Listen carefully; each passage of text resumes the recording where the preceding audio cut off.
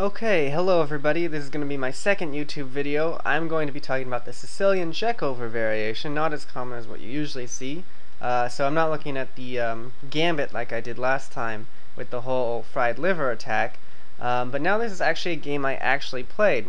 You'll notice it's a 45-minute, initial time 45-second increment standard game on the free internet chess server FICS. And this is actually a team league game, which means I'm in a tournament, an online team tournament on long games, and my team actually made the playoffs, and hopefully this game puts us into the #1 seed. Still depends on a couple other games from one other team. But anyway, Sicilian Checkhover variation is something that I've learned about actually from YouTube, from a grandmaster who plays on the free internet chess server with a handle of OpenL, and a guy who has a YouTube channel called Chess Lectures. So he has a whole series of videos on this variation. I learned everything I know about this from that and a little bit of computer analysis, and I used it in this actual game here against a guy that's rated about 160 points higher than me, and I just dominated him with it. So this is a great weapon that you might want to try. Okay, so what's the big difference? Everything was Sicilian up till now, but you'll notice that I took back on d4 with the queen instead of the knight. That's kind of crazy. I'm violating an opening principle. I've moved my queen early in the opening. What do I get for it? Well, I do have a nice strong center, even though he has 2 pawns to my 1, and my queen can be quite dangerous, and it's just dominating the center. So what does black usually do? Let's see how it works out for me. So what does black usually do? He usually tries to kick the queen. I'll have none of that, and I'll just pin his knight. He defends the knight, and I'll just go ahead and exchange it and leave my queen in the center. Go ahead and develop my knight on c3. He'll develop his knight, and I'll put my bishop on g5. Now maybe I'll even exchange my other bishop, and have he'll have the bishop pair, but maybe I'll have some good knights. We'll see how that goes. So in the game now, he played an inaccuracy of e5 that I'm going to exploit, and that pretty much kills him in this game, as long as I play precisely, and I played fairly precisely. And the reason for that is if I do something like exchanging my bishop for this knight, then well,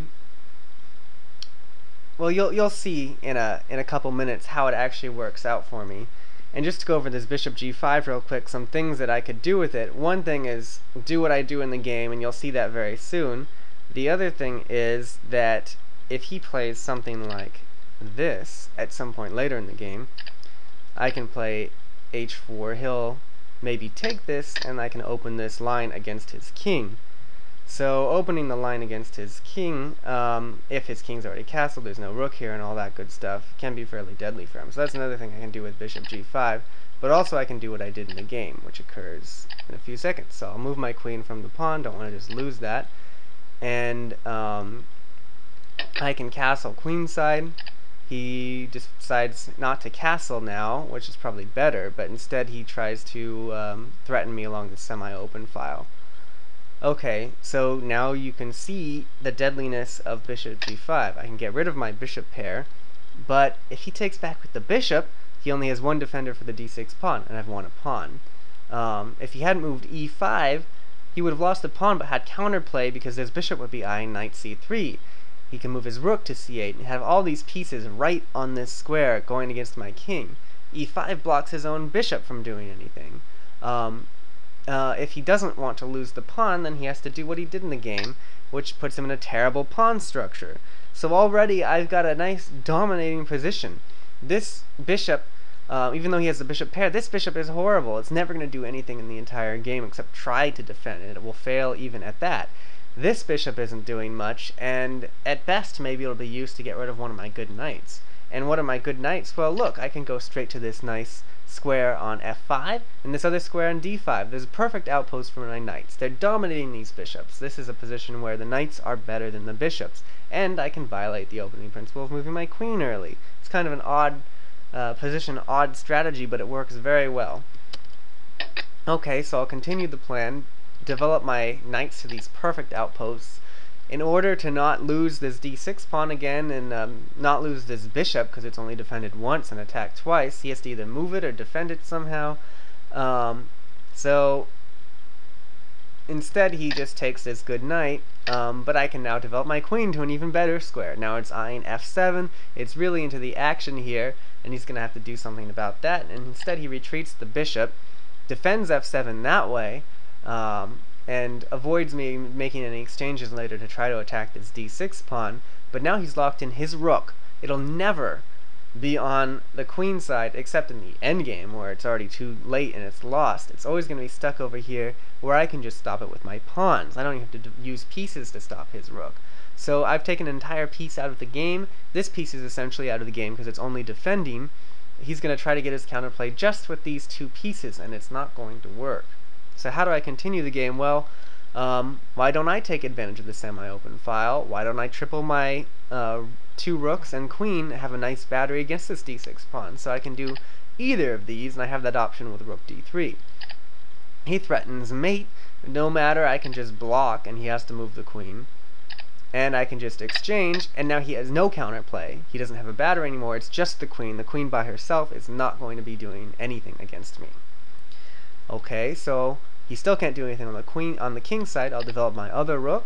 He'll try to threaten me, but g3 stops any chance of any threat, and f3 following maybe like a rook g4 will stop him again, and he'll have to retreat. So what's he going to do? Well, he thinks maybe exchanging the queens is a better chance for him not losing, and maybe he can go in for a nice endgame. At this point, actually, my teammate in the tournament had just won his game, and I was observing it on the side, and he sent me a message saying, well, looks like we lost, but I'll hope for a good endgame because I didn't play that well in the opening. And I've got like 10-15 minute advantage of him on time, too, because I was more familiar with the opening, and he had to think through it a lot harder. So already a few advantages for me. But this isn't going to do him any good. I have a completely won endgame. Queen a5 may have been the best move here, but this works as well. Check, he has to take. I can still double his pawns, win the d6 pawn anyway, even after all his attempts at defending it and not losing the pawn. So now not only did he lose the pawn, but he's also got horrible pawns here, double pawns.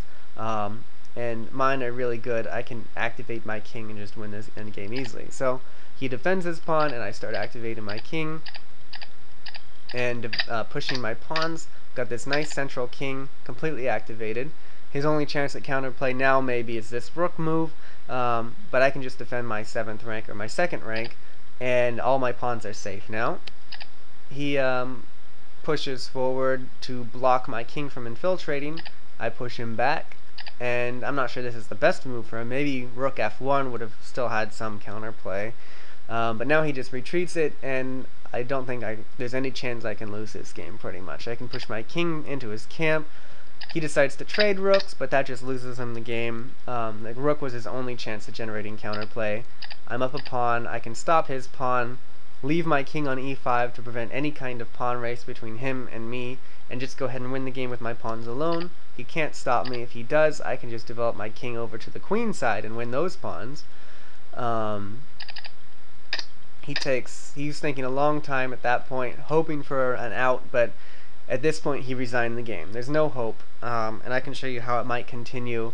If he moves a random pawn over here, I push my pawn. He's got to prevent it from being queened. He takes, I take, and I've won the race. I can gobble up these pawns, promote these guys to queen, and mate him. So he resigned here because there's nothing he can do. And I hope you liked this video. It's sort of a response to chess lectures on YouTube or GM Opinel on FICS. And this is the Sicilian Checkhover variation. Hopefully it will work as good for you as it did for me.